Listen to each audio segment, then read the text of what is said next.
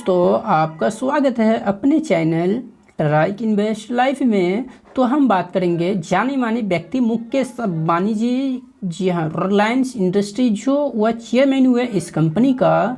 तो दोस्तों इस कंपनी के ऊपर जो बहुत बड़ी एक न्यूज़ आ रही है, तो उस न्यूज़ को भी हम कवर करेंगे। फिलहाल रिलायंस इंडस्ट्री के अंदर में आपको न तेज़ी न मंदी आप कह सकते हैं, ऑलमोस्ट फ्लैट कह सकते हैं, जो कि इसके अंदर दिख रही है। मगर एक बात आपको ध्यान रखना पड़ेगा, रिलायंस इंडस्ट्री वो स्टॉक या फिर उस कंपनी मतलब उस व्यक्ति का ये कंपनी है जिसका बिजनेस जो है वो डाइवर्सिफाइड है, काफ़ी डाइवर्सिफाइड है। तो रिलायंस इंडस्ट्री को आपको लॉन्ग टाइम में ज़रूर एक्यूमुलेट करना चाहिए, या फिर जिसके पास है वो मुझे आप कमेंट में बता सकते हैं। या उससे अगर उससे मैं केवल पिछले कुछ समय का आपको मैं बात ध्यान दिलाऊं, जैसे कि अगर कोविड के टाइम में आपने ली होगी रिलायंस को, तो आपके लिए तो बहुत मतलब आप कह सकते हैं सोना में सुहागा, क्योंकि उस समय जो आपने लिया होगा तो हमको लगता है 1000 से नीचे तो जरूर ही लिया होगा, क्योंकि उस समय 1000 से नीचे ये गया था। और आपका भाई भी इसमें अच्छी खासी जो कि एक कह सकते हैं पोजीशन ली थी लॉन्ग टाइम के लिए, जो कि काफ़ी अच्छी वेटेज से हमारी पोर्टफोलियो में इस कंपनी का है। तो दोस्तों कमेंट करना बिल्कुल भी मिस मत कीजिएगा। तो दोस्तों ये है रिलायंस इंडस्ट्री, जो आप पाएंगे रिलायंस इंडस्ट्री लिमिटेड एक फ्यूचर 500 कंपनी है और भारत में सबसे बड़ी निजी क्षेत्र का निगम है। यह एक कपड़ा और प्लास्टिक कंपनी से ऊर्जा समग्र खुदरा मनोरंजन और डिजिटल सेवाओं में एक है। खिलाड़ी के रूप में विकसित हुआ है। रिलायंस की उत्पाद और सेवा पोर्टफोलियो अधिक और सामाजिक क्षेत्र में लगभग सभी भारतीयों निधिक आधार पे जाना जाता है। तो दोस्तों ये अपने में बहुत ही बात है, जो कि भारत के अंदर में रिलायंस इंडस्ट्री को सभी लोग जो कि जानते हैं। और आप आएंगे तो आपको यहाँ नीचे इसका ट्रैक रिकॉर्ड जो है वो दिखाई देगा। तो हम इसे एक बार इंग्लिश करेंगे। तो दोस्तों आप पाएंगे जो इसका मार्केट कैप है ना वो कितना, आप खुद यहाँ देखिए, जो कि इसकी मार्केट कैप से ये मालूम हो रहा है, जो कि निफ्टी इंडेक्स के अंदर वेटेज बहुत ज़्यादा अगर किसी का है वो है रिलायंस का। आप पाएंगे जो कि 1,60,07,958 करोड़, यानी एक बड़ी मार्केट कैप है, जो आप इसे एक लार्ज कैप कह सकते हैं। और स्टॉक का पी रेशो 25 का है। और आरओसी का मैं बात करूँ जो कि 9.42 का है। और डेट टू इक्विटी जो कि 0.41 है। और जो एनुअल इनकम है वो 67,845 करोड़। जी हाँ, और कंपनी का आप पाएंगे बुक वैल्यू जो कि 1152 है। तो बुक वैल्यू के ऊपर ही ट्रेड कर रहा है। और वहीं आरओई यानी रिटर्न ऑन इक्विटी जो कि 8.60 का है। और अच्छी बात तो है जो एक भी शेयर प्रमोटर अपना जो है गिरवी नहीं रखा है। वहीं क्वार्टरली प्रॉफिट वो भी काफ़ी ढासू है, जो कि आप देखेंगे 19,443 करोड़। और इंडस्ट्री भी जो कि 11 का है। और कंपनी का डिविडेंड इनकम में बात करूँ जो कि 0.34 का है। और फेस वैल्यू जो कि 10 रुपये का है। तो ये कभी भी बोनस या फिर बायबैक या और कुछ कहे तो स्प्लिट भी दे सकती है। और वहीं फ्री कैश फ्लो को मैं बात करूँ जो कि 13,646 करोड़ का है।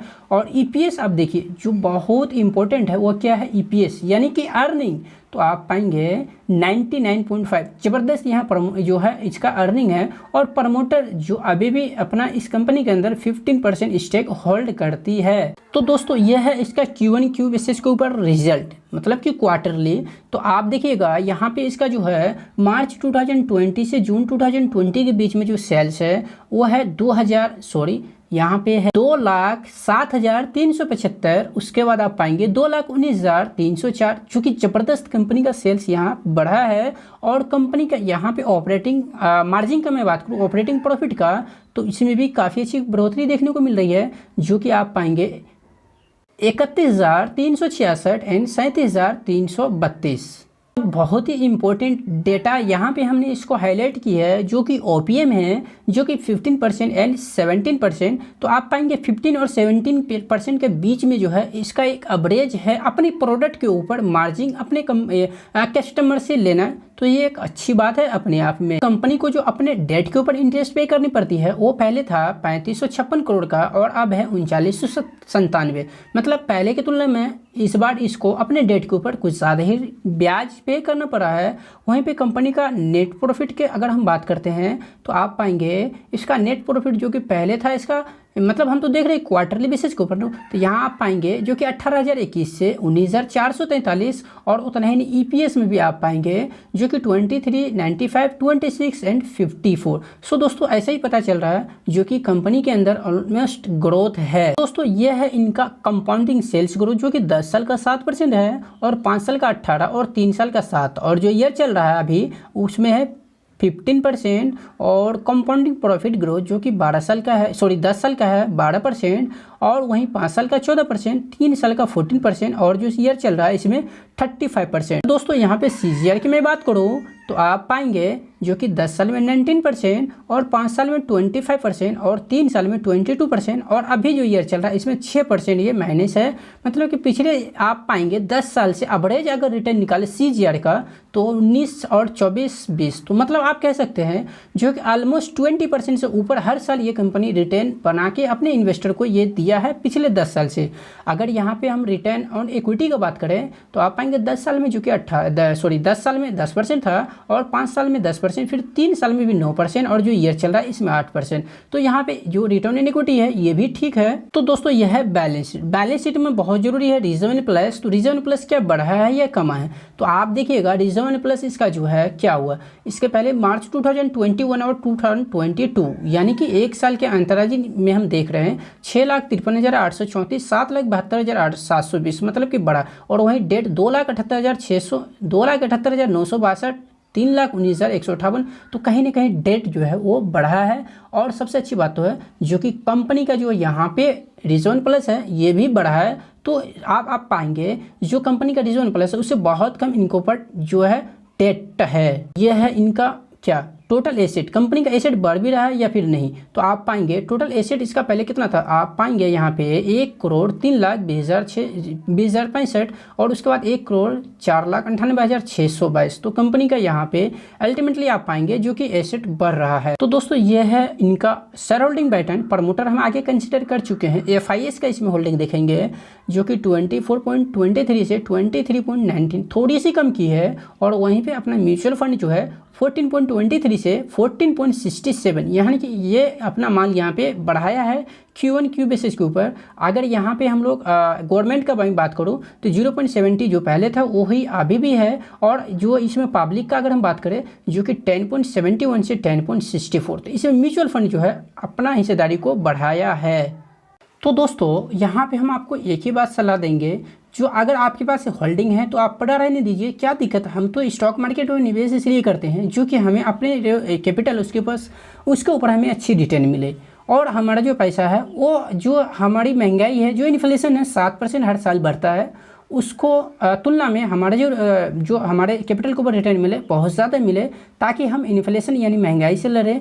तो इसमें सबसे ज़्यादा और सेफ्टी देखें तो वो रिलायंस इंडस्ट्री है जो कि एक लार्ज कैप है और स्ट्रेचेबल है। तो आपको इसमें भरोसा भी होगा, और साथ ही एक कंपनी ज़्यादा न ऊपर जाती है तेज़ी से और न ज़्यादा तेज़ी से नीचे आती है, क्योंकि एक बड़ी लार्ज कैप है तो इसमें उतना डर भी नहीं रहेगा जितना कि मैक्रो कैप या फिर स्मॉल कैप में होता है। बिजनेस के बारे में अगर मैं बताऊँ आपको, अभी रिसेंटली ये 5G जो कि लॉन्च किया ही है, और आप देखेंगे बहुत ऐसे बिजनेस है जो कि अभी नए नए, एक दिल्ली में भी इसका रिटेल का जो बिजनेस है वहाँ भी प्लांट ये शुरू कर, यानी स्टोर जो है वहाँ भी ये ओपन कर दिया है।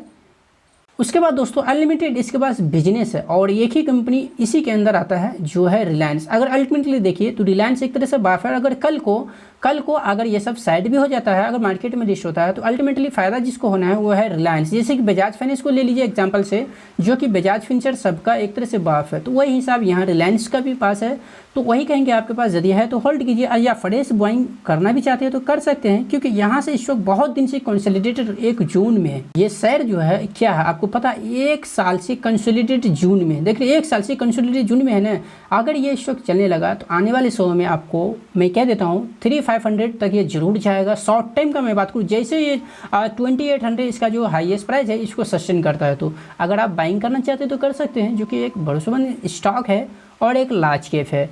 पर जो भी डिसीजन लीजिए अपने फाइनेंशियल एडवाइजर से ज़रूर मशवरा कीजिए। तो दोस्तों उम्मीद करते हैं ये वीडियो आपको पसंद आया हो। दोस्तों वीडियो पसंद आया तो वीडियो को एक लाइक और शेयर जरूर कीजिए, और मेरे चैनल के ऊपर यदि आप पहली बार आए हैं तो चैनल तो ज़रूर आप दोस्तों सब्सक्राइब कर लीजिए, ताकि इसी तरीके से जो भी शेयर मार्केट से रिलेटेड जो इन्फॉर्मेशन हो वो आप तक पहुँचता रहे। तो दोस्तों वीडियो देखने के लिए आपका बहुत बहुत धन्यवाद।